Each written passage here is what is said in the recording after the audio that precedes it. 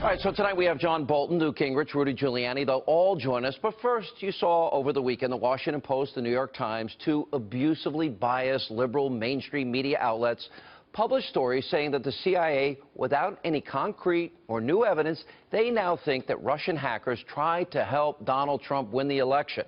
Now, President-elect Trump reacted to these reports on Fox News Sunday. Take a look.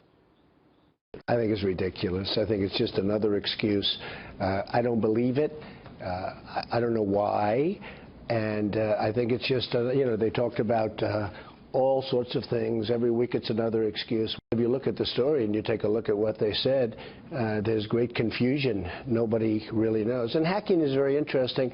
Once they hack, if you don't catch them in the act, you're not going to catch them. They have no idea if it's Russia or China or somebody. It could be somebody sitting in a bed someplace. I mean, they have no idea. So why would the CIA put out the story that the Russians wanted you to win? Well, I'm not sure they put it out. I think the Democrats are putting it out because they suffered one of the greatest defeats in the history of politics in this country. And frankly, I think they're putting it out.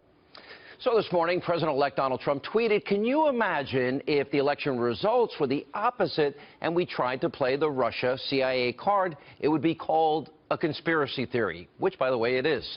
Now, the President-elect, he's absolutely right about this. Now, earlier today, Clinton's campaign manager, John Podesta, he said that Electoral College electors have the right to see intelligence on potential Russian hacking before they vote on December 19th, 1 week from today. Now, can you imagine if the tables would turn and it was Donald Trump's campaign trying to do this? The left would go nuts. Now, before we get into the blatant hypocrisy on this issue, let's set the record straight. Let's lay the foundation.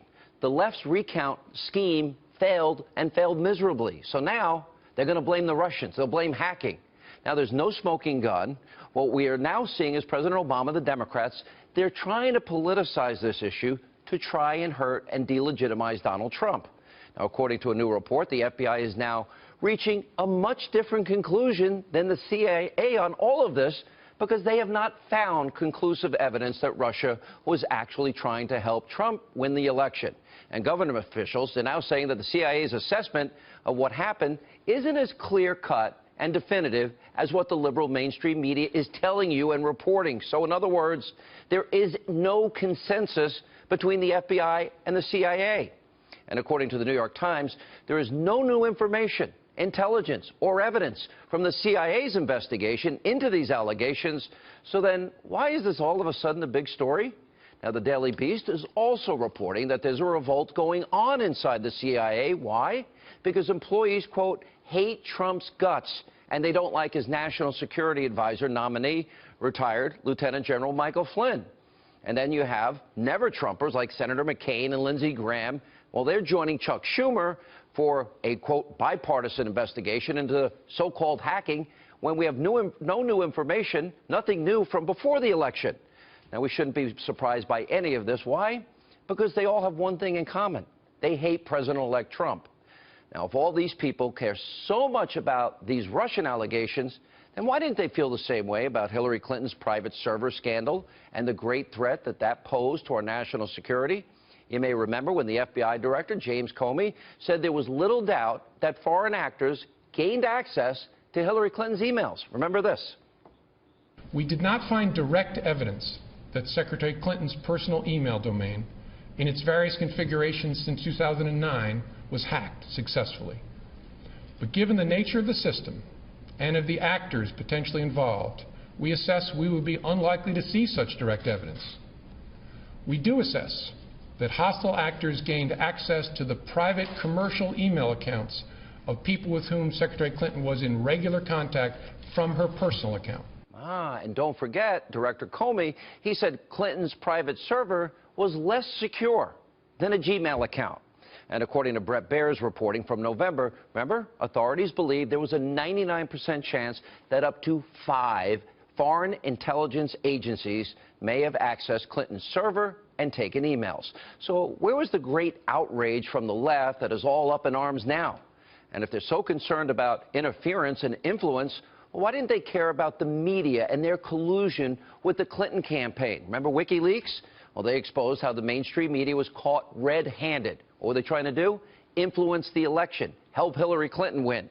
including interim DNC chair Donna Brazile leaking debate questions to the Clinton campaign. How about doing an investigation into that? How did they help Hillary cheat? Now, liberals in the media, well, they've also been pushing the idea that Russia used Julian Assange to try and impact the election and gave WikiLeaks access to John Podesta's inbox. Now, Assange has said that Russia did not give him the emails, and when I interviewed Julian Assange on my radio show, here's what he told me about the Democrats pushing a connection to Russia. The Democrats are always speaking about how terrible McCarthyism was, and it was in many ways. But at least the USSR actually existed then, and there were actually Russian influence campaigns in the United States which were serious. What we're seeing now is Hillary Clinton and her campaign trying to whip up a neo-McCarthyist hysteria where she claims that effectively Donald Trump is an agent of the Russians, that WikiLeaks is an agent of the Russians. So what do we have here? We have, let's look at it objectively, we have the ruling party's preferred successor running around calling the opposition leader, in fact multiple opposition leaders, and the critical press foreign agents. By the way, isn't that the very terrible climate to permit? All right, let's concede. Julian Assange is a controversial guy, and a lot of people have very strong opinions about him. All right, so let's put that aside for now. What Assange has done is he is exposed to America that we have a major cybersecurity problem. Obama could have fixed this 8 years ago. It's a problem that President Obama has done nothing to fix.